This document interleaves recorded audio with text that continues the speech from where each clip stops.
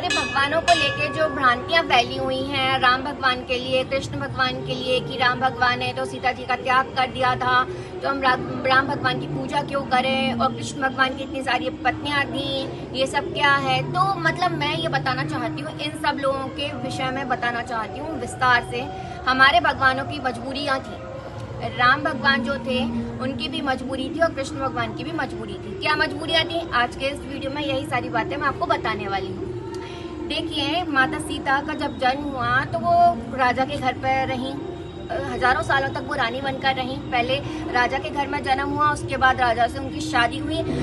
केवल 14 साल वो अपने पति के साथ वनवास पर गई। कोई भी लड़की अगर वो अपने पति के साथ वनवास पर भी जाए तो वो उसके लिए स्वर्ग से बढ़कर है, अगर उसका पति उसके साथ है तो उसमें कोई भी दिक्कत वाली बात नहीं है।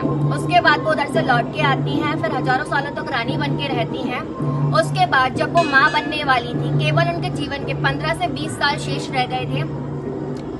जब वो माँ बनने वाली थी तब उनके जीवन में एक ऐसी परिस्थिति उत्पन्न हुई, कर्म लौट के आ गया, ठीक है, और उनको फिर वनवास पर जाना पड़ा। ये कर्म क्या था, देखिए, जब सीता जी छोटी थी बचपन में, ये बात वाल्मीकि रामायण में दी हुई है उत्तरकांड में।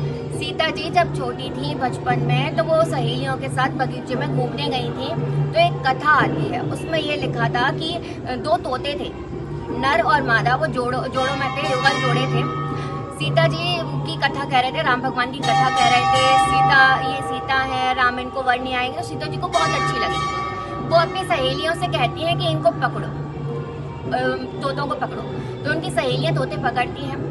सीता जी उनसे बातें करती हैं, पूछती हैं कि तुम कहाँ से आए हो। तो वो तोते बताते हैं वाल्मीकि जी के आश्रम से आए हैं और आपके बारे में कथा कह रहे हैं, और राम आपसे आएंगे, शादी करेंगे। तो सीता जी कहती है, हम आपकी कथा सुन के बहुत प्रसन्नता हो रही है और हम आपको ले जाएंगे, सोने के महल में रखेंगे, सोने के पिंजरे में रखेंगे, आप हमारे साथ चलो। वो कहती है, जो मादा तोता होती है वो कहती है सीता जी से, मैं माँ बनने वाली हूँ, मुझे छोड़ दो, और जब मैं माँ बन जाऊंगी, जब मेरा बच्चा हो जाएगा तो मैं खुद ही आ जाऊंगी आपके पास, अभी मुझे छोड़ दो, जाने दो। लेकिन सीता जी नहीं मानती, हट करती और कहती है कि हम आपका बहुत ध्यान रखेंगे।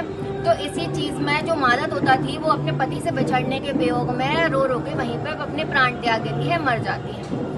तो जो नर तोता होता है वो इस बात से बहुत दुखी हो जाता है और सीता जी को शाप देता है, जिस अवस्था में तुमने मुझे मेरी पत्नी से अलग किया है जब वो माँ बनने वाली थी, जब तुम माँ बनने वाली होगी तो तुम भी अपने पति से अलग होगी और कारण मैं बनूंगा।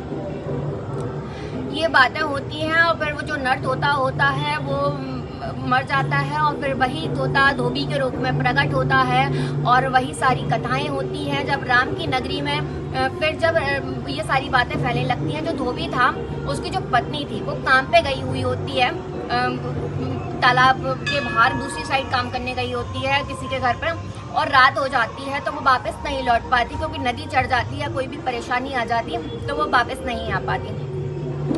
इस कारण की वजह से वो वापस नहीं आ पाई। और जो धोबी उसने ये कहा कि मैं राम नहीं हूँ, राम जितना महान नहीं हूँ, मैं राजा नहीं हूँ जो पर किसी और के घर पर रही हुई स्त्री को अपना लूँ।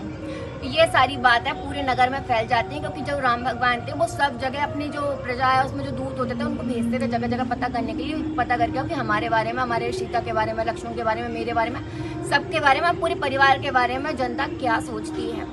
तो ये पता पड़ा जब राम भगवान को, तो उनको बहुत दुख हुआ। फिर उनको ये लगा कि अब क्या करूं, मैं खुद ही सन्यास ले लूं, यहाँ से चला जाऊं, क्या करूं। तो सीता जी ने कहा कि देखो, सीता जी को पता पड़ा, सीता जी ने खुद कहा कि देखो, आपको मेरी वजह से दुख हो या कुछ भी हो, मैं अपने पति का अपमान नहीं सह सकती। तो उन लोगों के बीच में जो भी बातें हुई, इस वजह से सीता जी को अलग होना पड़ा। देखिए, इंसान जो है वो अपने कर्म भोगता है, किसी में इतनी क्षमता नहीं है कि कोई किसी को दुख दे सके। इंसान अपने कर्मों के लिए स्वयं जिम्मेदार है, स्वयं कारण है। क्योंकि लव कुश भी आते हैं, वो जब कथा